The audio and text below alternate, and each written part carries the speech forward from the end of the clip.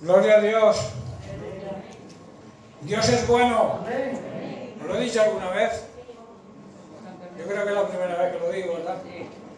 No me canso de decirlo porque Dios es bueno. Y Dios nos ama, porque es nuestro Padre Celestial. Los padres terrenales nos aman, claro que nos aman, pero no como Dios, como el Padre de los padres, nuestro Padre Celestial. A Él sea la gloria. Bien, hermanos, pues bienvenidos a todos. Un abrazo virtual para todos. Me gustaría que los abrazos ya empezaran a ser de otra forma, ¿no? Pero todo llegará, todo llegará. Dios es bueno y va a permitir que salgamos adelante. Así que os doy la bienvenida, que la paz esté con vosotros. La paz, pero no la paz que el mundo da, como decía Jesús, sino la paz que nos regala Jesús, que es la paz interior, la paz que conlleva el haber sido reconciliados con el Padre. Él vino a eso, vino a esta tierra a reconciliarnos con el Padre, para que pudiéramos hacer las paces con Dios. Y ese es el trabajo que nos ha delegado también a nosotros, que podamos llevar al ser humano que no le conoce, llevarlo a sus pies en arrepentimiento, y que puedan reconciliarse también con Dios y andar en esa paz que andamos los que creemos y tenemos la confianza plena en Él, aún en las circunstancias más extremas o difíciles. Nosotros seguimos confiando en nuestro Dios, porque como he dicho, Dios es bueno. Amén. Amén. Bien, pues quiero continuar con el tema que inicié la semana pasada, que si no recuerdo mal, el título era ¿Cómo andar sabiamente?, ¿no? En estos... A ver si me cargo algo. En estos tiempos tan difíciles que nos ha tocado vivir, debemos saber cómo vivir precisamente, ¿no? Cómo andar sabiamente. Voy a hacer un pequeño repaso de lo que tratamos la semana pasada. El repaso hablábamos de actuar con sabiduría. Y definíamos la sabiduría como la prudencia, el cuidado, la diligencia, cómo tenemos que comportarnos y cómo debemos conducirnos en estos tiempos. Y decíamos también que la mejor sabiduría es ser guiados por la sabiduría de Dios, por la sabiduría que viene de lo alto, que decía Santiago, la sabiduría divina. Y eso significa el ser guiados por el Espíritu Santo. En Mateo 5:14 Jesús declara el papel de la Iglesia en tiempos difíciles. Cuando dice, vosotros, se refiere a ti y a mí, sois la luz del mundo. Una ciudad asentada sobre un monte no se puede esconder. ¿El castillo de Mula se puede esconder? Es imposible, todo el mundo que pase cerca de Mula lo ve. ¿Por qué? Porque está en alto, ¿no? Pues así, en esa misma dimensión, en esa misma línea, dice Jesús que tenemos que ser la iglesia de Jesucristo verdadera. Estar sobre el monte, ¿para qué? Para alumbrar a aquellos que todavía andan en tinieblas, andan en temor, andan en ignorancia y sobre todo andan en pecado.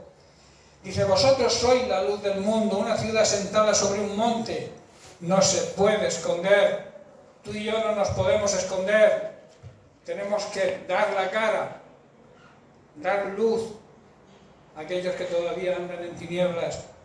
El papel de la Iglesia hoy es ser luz en medio de tanta oscuridad. Jesús dice que somos luz, ¿verdad? Pero ¿cómo demostrarlo?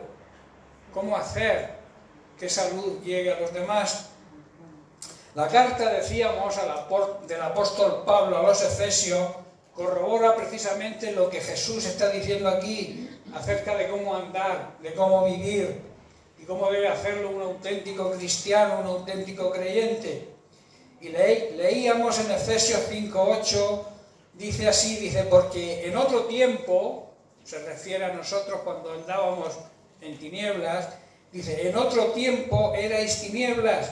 O sea, estabais llenos de oscuridad, estabais llenos de ignorancia y andabais en pecado.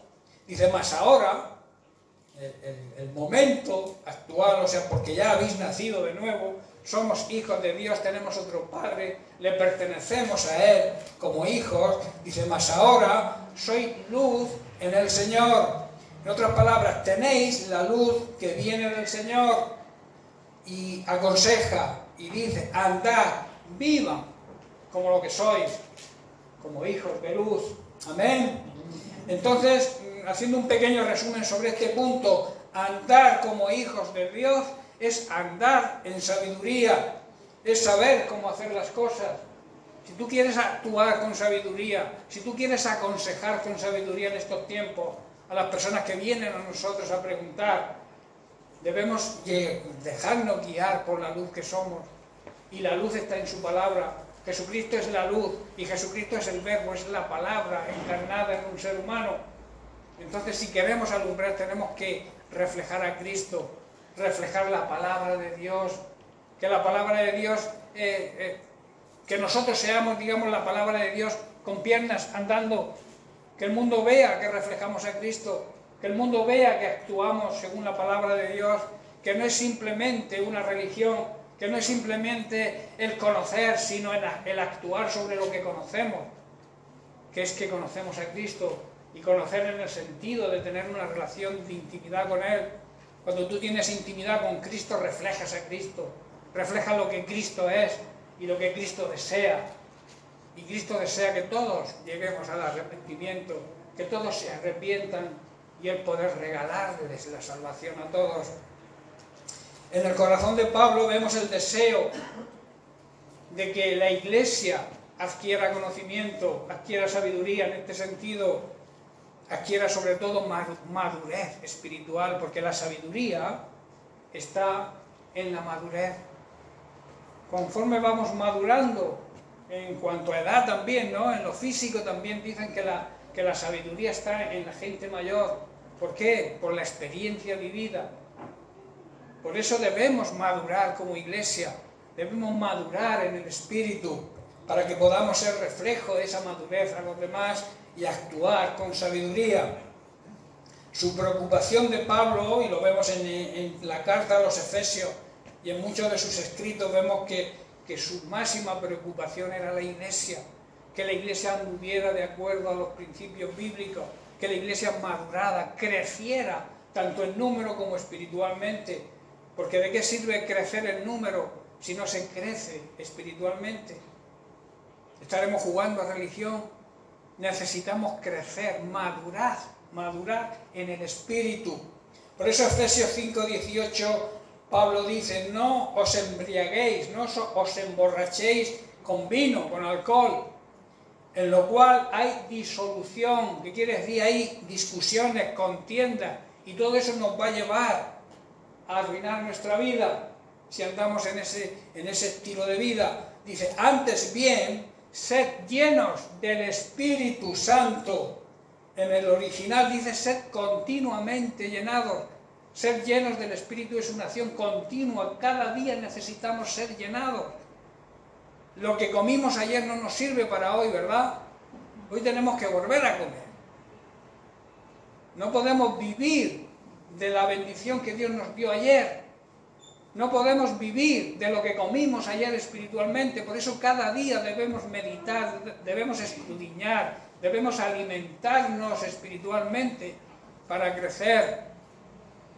Nadie vive de lo que recibió ayer, sino debemos recibir cada día ese alimento espiritual, esa leche que hablábamos en otros mensajes, esa leche espiritual sin adulterar que necesitamos para crecer de una forma correcta, para crecer en orden. Pero para andar en el Espíritu también Pablo dice que es necesario que sepamos cuál es nuestra posición en Cristo, lo que somos en Cristo, lo que Dios dice que somos, no lo que la gente o las personas que nos rodean dicen que somos, ni siquiera lo que yo opino sobre lo que soy, sino lo que Dios dice que soy. Y lo que Dios dice que somos. Primero, si no has aceptado a Cristo, eres su creación, eres parte de su creación y te ama. Pero si has aceptado a Cristo, ya como que subes de nivel, pasas a ser familia de Dios. pasas a tener la autoridad, el derecho legal de llamarte hijo de Dios. Es importante que entendamos esto. Por eso parte de la enseñanza también de Pablo en la carta a los Efesios es describir la posición que tenemos en Cristo. Pablo en su carta dice y declara que la bendición espiritual de Dios, esto habla precisamente de lo que estoy diciendo del crecimiento y la madurez, solo se recibe cuando estamos en Cristo, cuando vivimos de acuerdo a los principios bíblicos que enseña Cristo. También declara que en Jesucristo somos adoptados como hijos de Dios. Tú no puedes ser hijo de Dios si no es a través de Cristo, a través de aceptar el sacrificio que Él hizo por ti en la cruz, muriendo y resucitando, venciendo a la muerte para regalarnos la salvación. Y eso nos hace ser adoptados por Dios como hijos. También Pablo dice y asegura que solamente a través de Cristo recibimos la salvación. No hay otro medio de recibir la salvación si no es Jesucristo. El hombre ha ideado otros caminos equivocados, caminos que llevan a una meta que no es la que Dios quiere, ni la que Dios tiene para nosotros. Por eso debemos seguir el camino. Y Jesucristo dijo, ¿qué dijo Jesucristo? Yo soy el camino. Si queréis llegar a la meta que yo quiero que lleguéis, tenéis que seguirme a mí, porque yo soy el camino. Por eso solamente se recibe la salvación a través de Jesucristo. También decíamos que solamente en Cristo podemos crecer de una manera ordenada, siguiendo las enseñanzas bíblicas, sin adulterar. Hay mucha adulteración hoy en día en la palabra, hay mucha falsedad. Yo no me cansaré de decirlo y de advertiros, ojo con la gente que te lo adorna todo muy bien, parecen que todo lo que dicen está en la Biblia, pero siempre te meten el veneno, los falsos siempre meten el veneno. Por eso yo, aunque os enfadéis, yo tengo que repetirlo 1000 veces, el que no tenga discernimiento, el que no sepa distinguir, no lo bueno de lo malo, sino lo bueno de lo casi bueno, porque también existe lo casi bueno, y eso es más difícil de detectar, ¿verdad? Porque una cosa que está bien y está mal es fácil de darnos cuenta, pero el engaño está en cuando todo parece bien, pero hay nada más que haya un 1% de mentira y de falsa doctrina.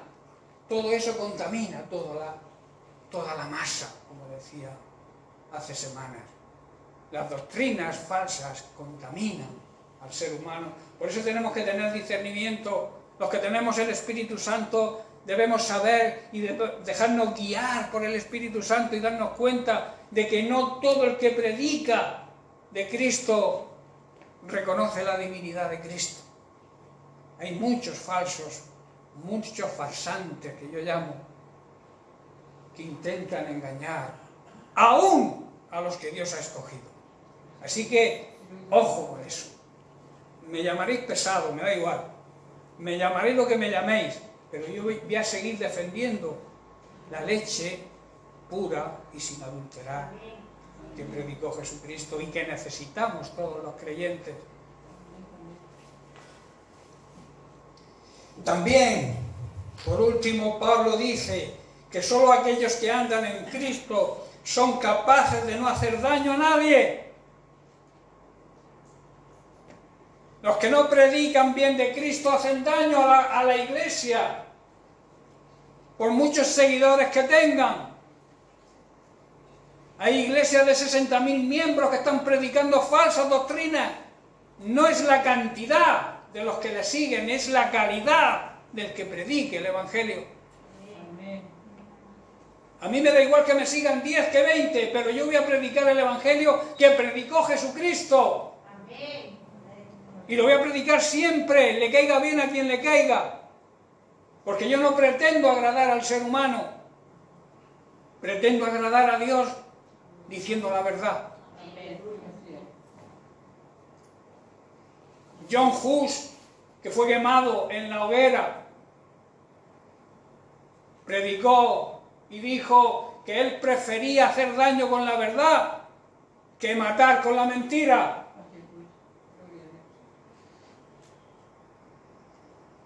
fue uno de los precursores de la Reforma, antes de Lutero. Lutero, mucho de su cambio, porque era un monje, estaba en una celda y vio los libros de este John Hus y se quedó impresionado de cómo predicaba este hombre el Evangelio. Y se preguntó un día, ¿cómo es que a este hombre lo han quemado en la hoguera de la forma que predica a Cristo? ¿Por qué lo quemaron? ¿Por qué le cortaron la cabeza a Juan el Bautista? Por predicar la verdad. La verdad siempre será perseguida, pero la verdad resplandecerá siempre sobre la mentira. La luz siempre prevalece sobre las tinieblas. Donde hay luz, las tinieblas tienen que huir.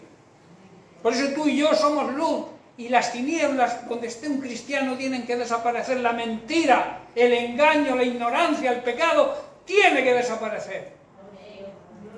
Porque somos luz. ¿Me estoy haciendo entender, hermano? Bueno, pues vamos avanzando. Pablo también en Primera de Tesalonicenses capítulo 5, los versos del 4 al 8, vuelve a exhortar a los creyentes de cómo deben vivir de cara a la pronta segunda venida de Jesucristo. Porque las señales que estamos viendo y estamos viviendo dan fe de que estamos cerca, ¿verdad? Dice el verso 4, mas vosotros, hermanos, no estáis en tinieblas. Hermanos, nosotros no estamos en tinieblas, o no deberíamos estar en tinieblas, hemos nacido de nuevo. Nosotros ya no estamos en tinieblas. ¿Podemos asegurar eso? Que cada uno se haga esa pregunta. ¿Estoy siendo luz? ¿O no llega a penumbra? Y muchos en oscuridad, porque muchos andan en pecado, hermanos. Muchos creyentes, llamados creyentes, siguen viviendo en pecado. Y eso es vivir en las tinieblas. Eso es vivir en la ignorancia. Eso es vivir en pecado. Dice, mas vosotros no estáis en tinieblas, y al no estar en tinieblas estáis avisados. Ya no podéis vivir en la ignorancia y en el pecado, porque la Biblia nos avisa, nos enseña de lo que sucedería y lo que va a suceder antes de la segunda venida de Cristo. Tenemos un privilegio que estamos avisados. No despreciemos ese privilegio. Dice, para que aquel día, o sea, la segunda venida se refiere, os sorprenda como ladrón. ¿Sabemos cuando ataca un ladrón o entra en la casa para robar? Te manda ante un WhatsApp para decirte, luego a la tarde voy a ir a tu casa y te voy a robar. Un ladrón no avisa, ¿verdad? Nada más que se presenta. Y se presenta cuando más descuidados estamos los de la casa. Pues lo mismo va a ocurrir. Por eso tenemos que estar ojo a visor, atentos, de no vivir en las tinieblas. Y cuando venga Jesucristo, decirle, heme aquí, tengo las maletas preparadas, me voy contigo. Eso está diciendo Pablo. Porque todos vosotros sois hijos de luz, hijos del día. No somos de la noche, ni de las tinieblas. Hermanos, el día simboliza la luz, ¿verdad? Y la noche, ¿qué simboliza? Las tinieblas. Nosotros somos hijos del día. Y el verso 6 dice, por tanto, no durmamos como hacen los demás, sino velemos, seamos sobrios, estemos alerta, bien atentos y con la mente despejada. Verso 7, pues los que duermen de noche duermen, y los que se emborrachan de noche se emborrachan. Verso 8 dice, pero nosotros, que pertenecemos al día, que somos de la luz, vivimos en la luz de Cristo, seamos sobrios. Sobrio significa templados, moderados y con la mente despejada, habiéndonos vestidos con la coraza de fe y del amor y con la esperanza de la salvación como casco, como yelmo. Dicho de otra manera, Pablo aquí está diciendo, nosotros no vivimos a ciegas. Estamos avisados acerca de estos temas. Así que no será una sorpresa cuando Jesús se presente sin avisar. ¿Te va a coger aquí por sorpresa? Hazte esa pregunta. Si Jesús llegara ya, en este momento, ¿estoy preparado? Pues deberías estar preparado. Y yo también. Todos deberíamos estar preparados porque se puede presentar en cualquier momento. Y añade, si somos y vivimos en la luz, no le pertenecemos a las tinieblas. Por eso debemos mantenernos en guardia, no dormidos, sino que estar en alerta y con la mente despejada y lúcida, embriagados, emborrachados por el Espíritu Santo. El insensato y el necio duerme y se emborracha en alcohol. Y esto le hace andar tropezando continuamente. ¿Habéis visto alguna vez un borracho que ande derecho? ¿Habéis visto alguna vez un borracho que no tropiece? Es un ejemplo muy fácil de entender. Nosotros los que andamos en luz vivimos seguros y protegidos con la armadura de la fe y el amor de Dios. Y esto nos hace vivir en la confianza de que somos salvos. Qué bueno, ¿verdad?, que entendiéramos esto bien entendido. Volvamos a Efesios 5:15, donde Pablo decía, mirad, prestar atención, pues con diligencia. Hablábamos que la diligencia habla de sabiduría, habla de prudencia. ¿Cómo andéis? O sea, tened cuidado de cómo vivís, no como necios. Un necio es aquel que no tiene sabiduría, que está falto de sabiduría, sino andad como sabios, pero con la sabiduría divina, con la sabiduría del cielo. Aquí quiero explicar para el judaísmo lo que significaba ser necio o sabio. Según la tradición judía, ser prudente o imprudente, ser sabio o ser necio, tenía más que ver con la moralidad, no con la enseñanza, digamos, de saber cosas, sino con la forma de comportarse moralmente.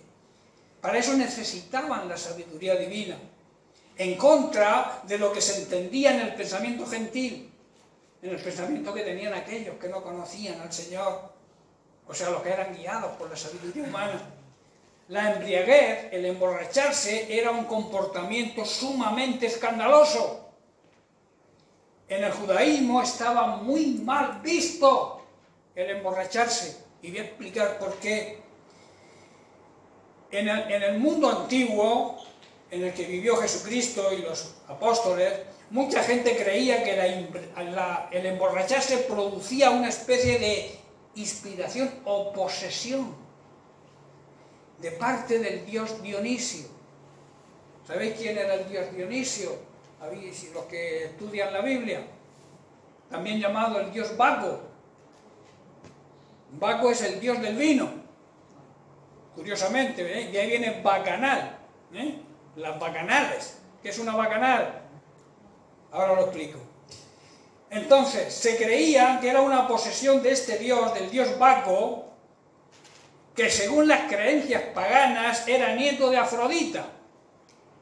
¿Sabéis quién era Afrodita y qué representa Afrodita? La diosa del placer sexual. Ya sabéis por dónde voy, ¿no? O sea, que todo comportarse neciamente, ser necios para el judaísmo, estaba relacionado con los placeres carnales y sexuales. Por eso Pablo advierte, y hoy en día está pasando lo mismo. El mundo vive de bacanal en bacanal, adorando al dios Baco, con alcohol, con droga, con sexo, es lo mismo. Y por eso advierte, no vivan como necios, necios en el sentido del judaísmo. No vivan inmoralmente, porque eso es de necios. Los que adoraban al dios Baco, al dios Dionisio, entregaban el control de sí mismo y realizaban actos sexuales y todo tipo de inmoralidad, llenos de simbolismo sexual, por el linaje directo que tenía Baco, que era nieto, como hemos dicho, de Afrodita, la diosa del placer sexual. Era como entregarse. El que se emborracha, ¿qué hace? Pierde el control. Le entrega el control, digamos, al dios Baco, al dios del vino. Porque cuando te emborrachas, pierdes el control. Hay personas que cuando están lúcidas, parece buena gente, pero cuando se emborrachan son demonios, como se suele decir, ¿no? Personas que tú las ves, que las tratas, y cuando están lúcidas, las ves que son buena gente, pero se beben 4 copas y ya empiezan a pegarle a la mujer, a los hijos, a maltratar, porque pierden el control. Y Pablo nos advierte que es de necios emborracharse con vino, con alcohol, porque nos lleva a todo eso. Es preferible ser llenados continuamente cada día, embriagarnos, emborracharnos en el poder del Espíritu Santo. Ahí sí podemos cederle el dominio, porque sabemos que vamos a ir bien conducidos por él, ¿verdad? Entonces, resumiendo, la embriaguez, el emborracharse, era una cosa que se asociaba simplemente con la pérdida del autocontrol. Cuando se emborracha uno pierde el control total. Por eso ser prudente o necio era una práctica común tanto en los banquetes nocturnos de los ricos como en las tabernas de los pobres. El pecado de emborracharse, lo mismo se produce en los ricos que en los pobres. Es como la avaricia, es como la codicia, afecta a todos, a pobres y a ricos.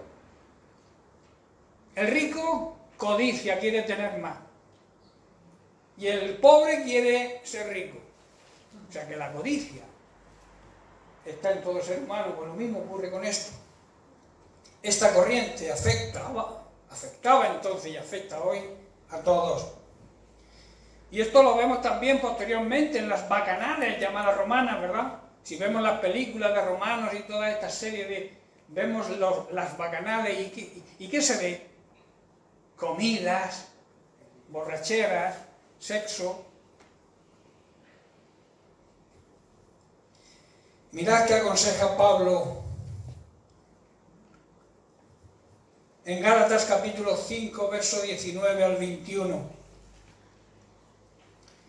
Dice, y manifiestas son las obras de la carne, y hace un listado, que son adulterio, fornicación, inmundicia, lascivia. Precisamente la lista la empiezan. Es curioso, ¿verdad? Todo lo relacionado con los pecados sexuales. El adulterio, sexo no permitido, fornicación, practicar sexo fuera del matrimonio, inmundicia, actos impuros, lascivia, deseo de sexo descontrolado. Todo eso son obras de la carne. Y por eso Pablo dice, manifiestas son, y precisamente las encabeza con todo tipo de pecados con tendencia sexual. Y luego añade el verso 20, idolatría, hechicerías, enemistades, pleitos, celos, iras, contiendas, disensiones, que son enfrentamientos, riñas, herejías. Y mirad cómo termina el verso 21, envidias, homicidios, borracheras, orgías, bacanales. Hemos dicho que un bacanal, que era, o sea, eran las fiestas de la antigüedad donde celebraban en honor del dios Baco. Orgías con mucho desorden y todo tipo de depravación, en el que se mezclaba comida, alcohol y sexo. Las obras de la carne nos van a llevar a eso. Pero mirad qué dice, y cosas semejantes a estas, aquí hay más cosas en la lista, acerca de las cuales os advierto, os amonesto, como ya os lo he dicho antes en otra carta, que los que practican tales cosas no heredarán el reino de Dios. Deberíamos aprendernos de memoria la lista, ¿verdad? Para poder heredar el reino de Dios, tengo que dejar todo eso, todas esas inmundicias que hoy en día están en boga. La juventud, ¿qué hace? Sale a emborracharse, sexo sin límite, da igual si te conozco o no te conozco, igual que los animales, me apetece, pues aquí mismo en el parque. Don't worry, be happy, no te preocupes, sé feliz. Aunque hagas infeliz a los demás, eso no importa. Ese es el lema de hoy en día, que es un reflejo de lo que está diciendo aquí Pablo, ¿no? De las obras de la carne. Por tanto, hermanos, sed sabios, vivir con sabiduría es no satisfacer los deseos de nuestra carne, es someter nuestra carne al Espíritu. Mirad, Gálatas 5, 22 y 23, que está en la línea de Efesios 5, 18 que hemos leído.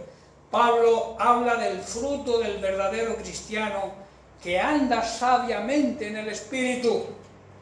Dice el verso 22, mas el fruto del Espíritu es amor, gozo, paz, benignidad, bondad, fe, que aquí significa fidelidad, mansedumbre, templanza, y dice, contra tales cosas no hay ley. No necesitamos ley.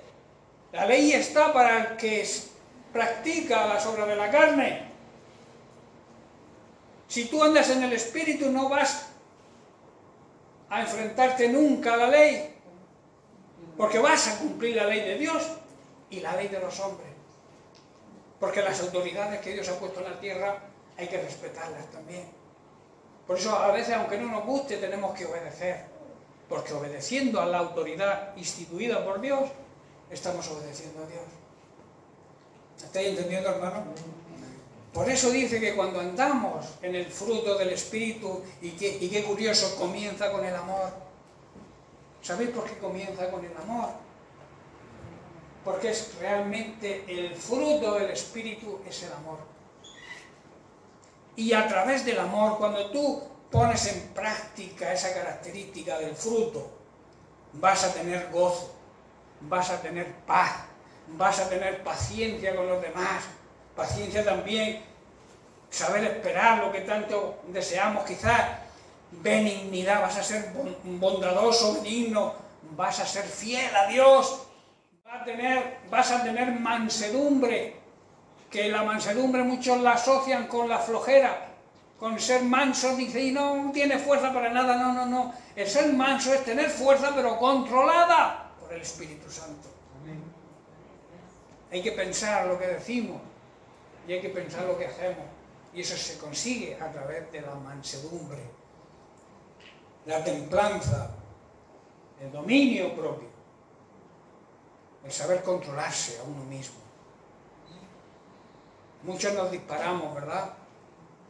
Y luego nos arrepentimos, pero ya le hemos pegado el tiro. Si tú ya has matado a alguien, ¿cómo te arrepientes? ¡Ay, que no quería, que se me ha escapado el dedo!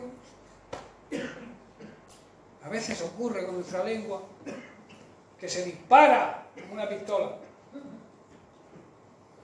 Ser sabios, hermanos, vivir con sabiduría es vivir en el Espíritu y produciendo su fruto. El fruto es del Espíritu Santo, no mío. Pero yo tengo que reflejar ese fruto, tengo que reflejarlo porque el Espíritu Santo mora en mí. Y aunque el fruto lo produce el Espíritu Santo y no es mío, yo tengo que hacerlo mío. ¿Estáis entendiendo? Amén. Romanos 8, 13 y 14. Dice Pablo en el 13, porque si vivís conforme a la carne, si vivís siguiendo lo que la carne desea y haciendo lo que la carne te pide, ¿qué dice? Moriréis. El pastor dice moriremos, y vamos a morir todos. Está hablando del infierno. Está hablando de la muerte espiritual, que es la eternidad en el infierno. Porque morir físicamente todos vamos a morir. Pero aquí Pablo está hablando de la muerte espiritual. Dice, más si por el Espíritu, si a través del Espíritu Santo que mora en vosotros hacéis morir las obras de la carne, viviréis. O sea, no me voy a morir. Podría pensar alguno así en su carne. Aquí está hablando de vida eterna. Viviremos eternamente y empezaremos a vivir esa vida aquí. Amén. No hay que esperar a morir físicamente para heredar la vida eterna, no. Empezamos a vivir la vida eterna aquí. La vida que Dios quiere darnos, la vida abundante. La vida abundante y plena es la vida eterna. Hermano, cuando Jesús dice en Juan 10:10, yo he venido para que tengáis vida y vida abundante, está hablándonos de podemos vivir aquí la vida eterna ya. Y cuando morimos físicamente, es para pasar la eternidad junto a nuestro Dios y junto a nuestro Señor y Salvador Jesucristo. Amén. Amén. Y luego añade en el verso 14, dice, porque todos los que son guiados por el Espíritu de Dios, estos son hijos de Dios. Estos tienen la principal característica que demuestra que son hijos de Dios. Para demostrarle al mundo que tú eres hijo de Dios, tienes que vivir en el Espíritu, tienes que ser guiado por el Espíritu y entonces el mundo te va a reconocer como hijo de Dios. No sé si me estoy explicando. Si tú quieres vivir como se debe vivir o como debe vivir un hijo de Dios, tienes que vivir en el Espíritu. Cuando obedecemos la naturaleza pecaminosa, vamos a morir. Pero si nos dejamos llegar por el poder, por el fuego, por la dinamita del Espíritu, venceremos a la carne y estaremos viviendo la vida eterna. En Efesios 4:17 hasta el 24, Pablo habla de la nueva vida en Cristo. Dice el verso 17, esto pues digo y requiero en el Señor, que ya no andéis como los otros gentiles. ¿Quién son los gentiles? Aquellos que siguen la corriente del mundo, aquellos que no siguen a Cristo, aquellos que niegan a Dios. Dice que no vivamos como ellos, que hagamos una distinción. Estamos viviendo entre ellos, pero no somos de ellos. No sé si estáis entendiendo, no podemos hacer lo que ellos hacen. No podemos imitar lo que ellos hacen si van en contra de la palabra de Dios. Por eso dice, requiero en el Señor que no andéis, que no viváis como los otros gentiles, como las personas que todavía no conocen al Señor, que andan en la vanidad. ¿Qué es la vanidad de su mente? Pues arrogancia, ser presuntuosos, envanecidos. Vano también significa hueco, vacío, sin fundamento, falto de solidez. Inútil también significa la vanidad, algo que no produce fruto. Yo no puedo vivir en esa vanidad de la mente en la que viven las personas que no conocen al Señor. Y el verso 18 dice, teniendo el entendimiento entenebrecido, ajenos a la vida de Dios, por la ignorancia, por las tinieblas que en ellos hay y por la dureza del corazón. Hay algo muy grave cuando el corazón se pone duro. Es muy difícil reblandecerlo, incluso en muchos cristianos, cuando se les exhorta, si su corazón está endurecido, no aceptan la exhortación. Hay como un enfrentamiento. Cuando tú exhortas a alguien porque está haciendo algo que no es correcto, si el corazón está duro, es difícil. Vas a encontrar rechazo, vas a encontrar oposición. A mí me ha pasado muchas veces cuando he querido aconsejar a alguien, exhortar a alguien, decir, mira que por aquí esto. se mantienen firmes ahí como diciendo, no, yo estoy en lo correcto. Pero vamos a ver, si Dios me ha puesto a mí como tu padre espiritual, tendrás que aceptar lo que Dios te está diciendo a través de tu padre espiritual, aunque yo me puedo equivocar, claro que me puedo equivocar, soy un ser humano. Pero cuando habla Dios, cuando yo hablo de parte de Dios, no soy yo quien habla. No sé si estáis entendiendo. Si Dios hizo hablar a una burra para aconsejar al profeta, porque el profeta iba ciego, no veía que en medio había un ángel que le impedía el camino, y tuvo que volverse y decir, ¿por qué me pegas? ¿Es que no ves que no puedo pasar? Y él hablaba con la mula, hasta que se dio cuenta, ¿qué estoy haciendo? Estoy hablando con un animal. Dios nos puede hablar de cualquier manera, solo falta que tu corazón no sea duro, no esté endurecido y que aceptes la reprensión, porque es por tu bien. A veces pensamos que nos quieren fiscalizar, que quieren controlarnos, no es control, es protección.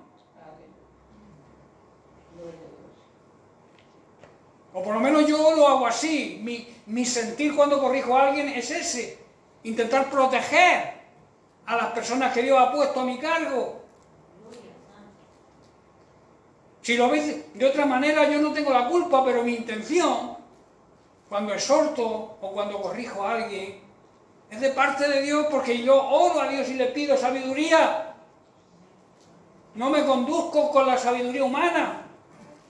Yo busco la sabiduría divina para cuando tengo que corregir a alguien.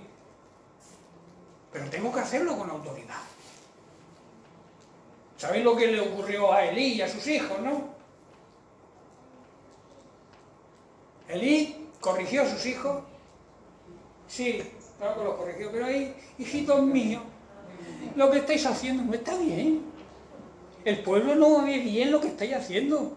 ¿Por qué no cambiáis, hijos míos? Eso no es autoridad. El verdadero padre corrige con autoridad.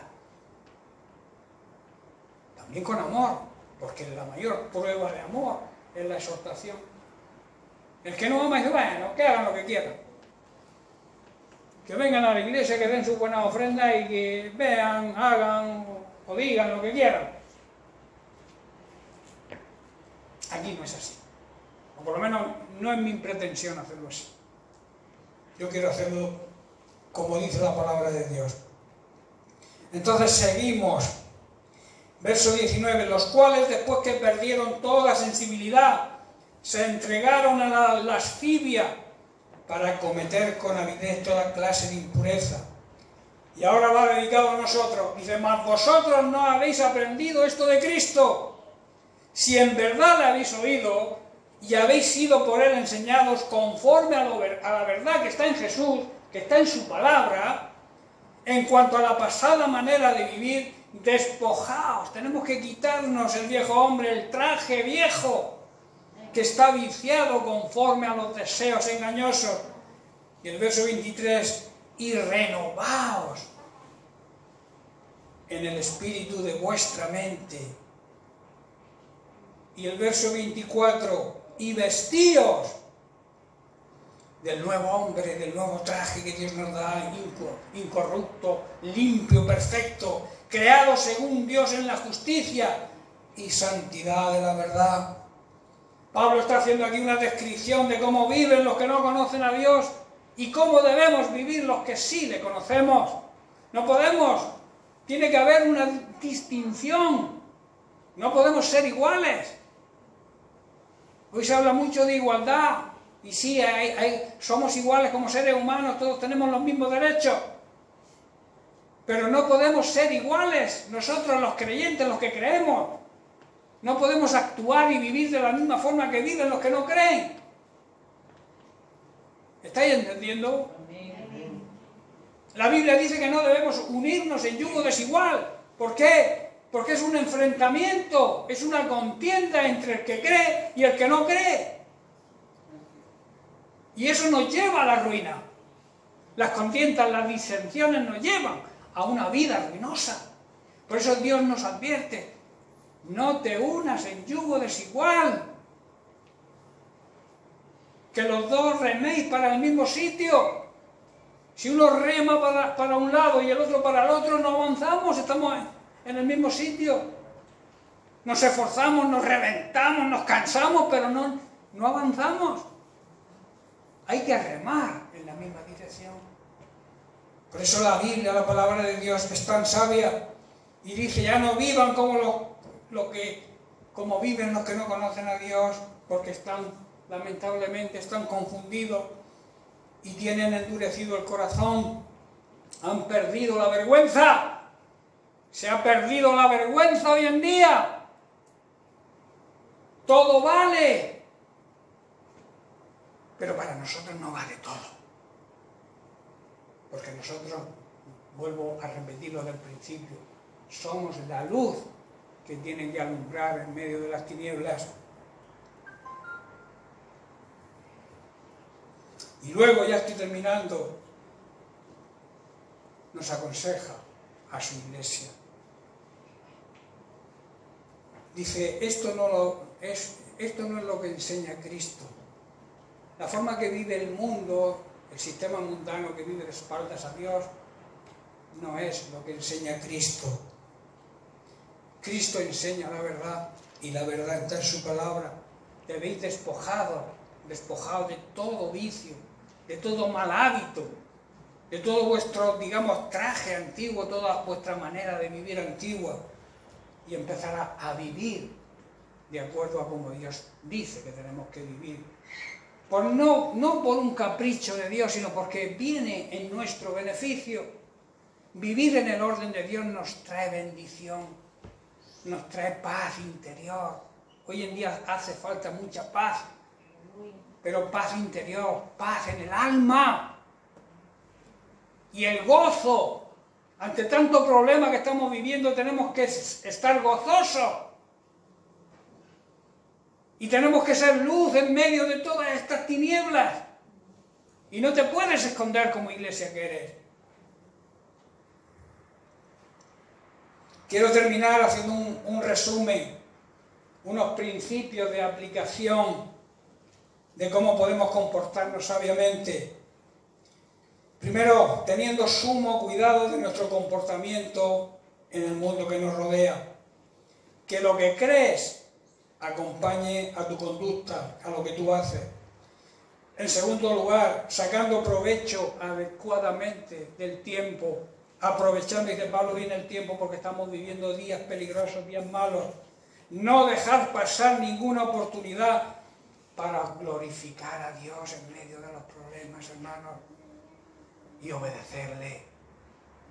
Tercero, teniendo sentido común, haciendo un buen uso de nuestro conocimiento de la palabra de Dios, inclinando nuestra vida siempre a la voluntad de Dios que está establecida en su palabra, porque la palabra de Dios es su voluntad y su voluntad es la palabra.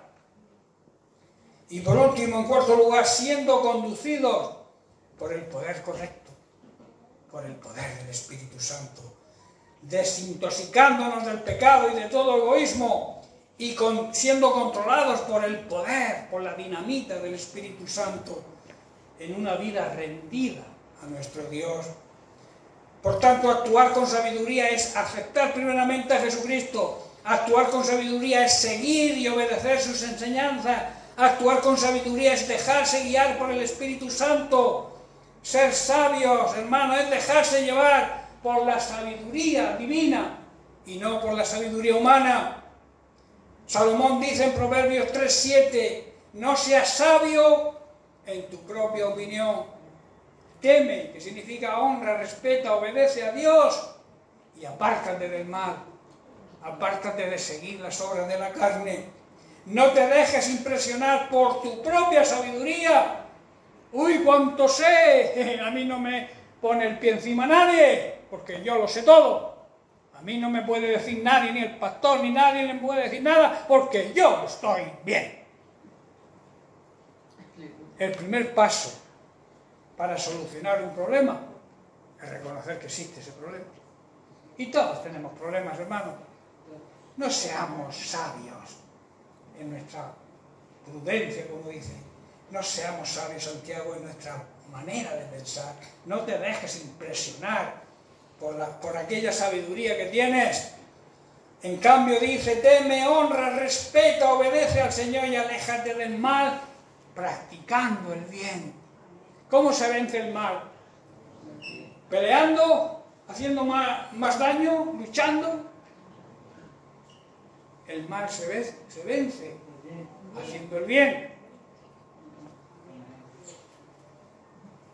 Porque Santiago, ya termino con este versículo, Santiago 4:17, dice, ya el que sabe hacer lo bueno, el que sabe hacerlo bien y no lo hace, le es contado como pecado. Ser sabios, hermanos, significa también saber hacer lo que sabemos hacer. Y a nosotros, la Biblia, Dios nos enseña a hacer el bien. Andar en sabiduría es haciendo el bien a los demás. ¿Amén? Bien, pues hasta aquí el mensaje de hoy. Que Dios les bendiga. Amén.